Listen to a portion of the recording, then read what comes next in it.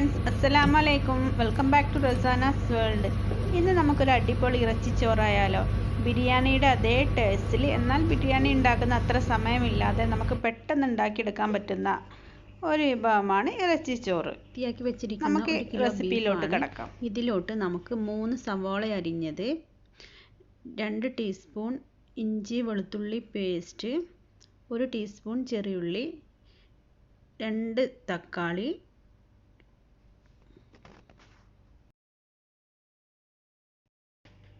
4 പച്ചമുളക് അരിഞ്ഞത്.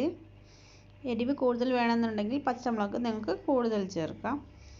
പിന്നെ 1 ടീസ്പൂൺ മഞ്ഞൾപ്പൊടി, 1 ടീസ്പൂണോ 1.5 ടീസ്പൂൺ മുളക് പൊടി, 2 ടീസ്പൂൺ മല്ലിപ്പൊടി, 1 ടീസ്പൂൺ ഗരം മസാലപ്പൊടി, 1 ടീസ്പൂൺ പെരിഞ്ജീരകപ്പൊടി, ആവശ്യത്തിന് ഉപ്പ്, കറിവേപ്പില, ഇവയെല്ലാം ഇട്ട് നല്ലവണ്ണം മിക്സ് ചെയ്യുക. നല്ലവണ്ണം മിക്സ് ചെയ്തതിന് ശേഷം നമ്മൾ 1/2 hour ഇത് മസാലയൊക്കെ പിടിക്കാൻ വേണ്ടിയിട്ട് വെക്കുകയാണെന്നുണ്ടെങ്കിൽ വളരെ നല്ലതായിരിക്കും. മസാലയൊക്കെ പിടിക്കുമ്പോൾ ബീഫിന് പ്രത്യേക ടേസ്റ്റ് ഉണ്ട്. പക്ഷേ അങ്ങനെ ഒരു നിർബന്ധവുമില്ല. നിങ്ങളിങ്ങനെ മിക്സ് ചെയ്തതിന് ശേഷം 1 ഗ്ലാസ് വെള്ളം കൂടെ ഒഴിച്ചിട്ട് ഒന്നും കൂടെ നല്ലവണ്ണം മിക്സ് ചെയ്തിട്ട് നമുക്ക് ഒരു 6-7 വിസിൽ വെച്ചിട്ട് കുക്കറിലിട്ട് വേവിച്ചെടുക്കാം. അപ്പം വേവ് എന്ന് പറഞ്ഞാൽ ഓരോരുത്തരുടെ ബീഫിൻ്റെ അനുസരിച്ചിരിക്കും.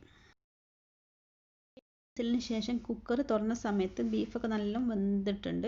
ഇനി നമുക്കിനെ വെള്ളം സെപ്പറേറ്റും ബീഫ് സെപ്പറേറ്റും ആയി മാറ്റിയെടുക്കാം. ബീഫ് സെപ്പറേറ്റും അതിൻ്റെ വെള്ളം സെപ്പറേറ്റും ആയി മാറ്റി വെച്ചിട്ടുണ്ട്.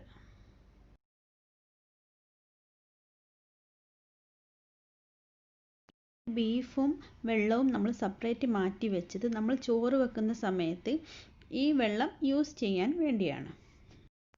ഇവിടെ ഞാൻ 1 കിലോ അരിയാണ് എടുത്തിരിക്കുന്നത്. ഇത് കഴുകി വെച്ചതാണ്.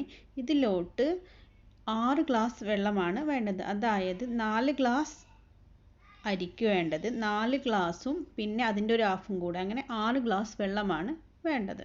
ഉണ്ടാക്കാൻ തുടങ്ങാം. ഒരു പാൻ അടുപ്പത്ത് വെച്ച് അതിലോട്ട് 2 ടീസ്പൂൺ നെയ്യിട്ട് കൊടുക്കുക. എന്നിട്ട് അത് ഉരുകി തുടങ്ങുന്ന സമയത്ത് നമുക്ക് നേരത്തെ മാറ്റി വെച്ച ബീഫ് ഇട്ട് കൊടുക്കാം. ഇട്ട് കൊടുത്തതിന് ശേഷം ബീഫിനെ നമുക്ക് കുറച്ച് സമയം വഴറ്റിയെടുക്കാം. ചെറുതായിട്ടൊന്ന് വഴറ്റിയെടുക്കണം. വഴറ്റിയെടുത്തതിന് ശേഷം 1 ടീസ്പൂൺ പുതിന, 2 ടീസ്പൂൺ മല്ലിച്ചപ്പ് ഇവ കൂട്ടി ഇട്ടിട്ട് നമുക്ക് ഇളക്കിയെടുക്കാം. അതിനുശേഷം നല്ല ഇളക്കിയെടുക്കുക.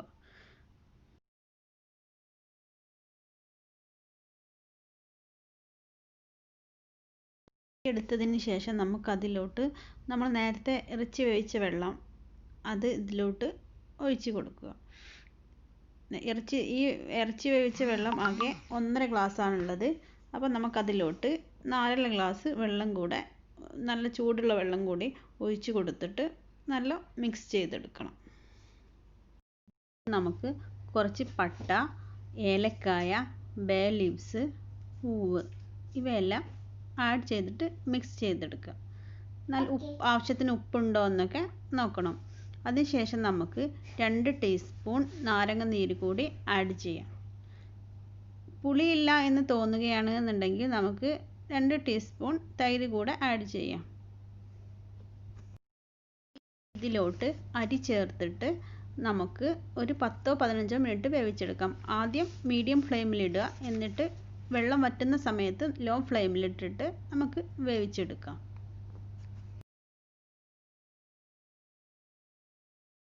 15 മിനിറ്റിന് ശേഷം തുറന്ന് നോക്കിയ സമയത്ത് നമ്മുടെ ഇറച്ചി ചോറ് നല്ല അടിപൊളിയായി വെന്തിട്ടുണ്ട്.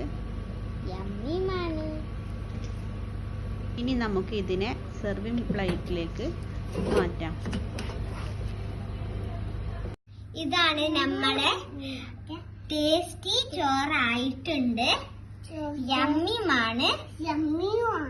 ടേസ്റ്റ് ആക്കട്ടെ.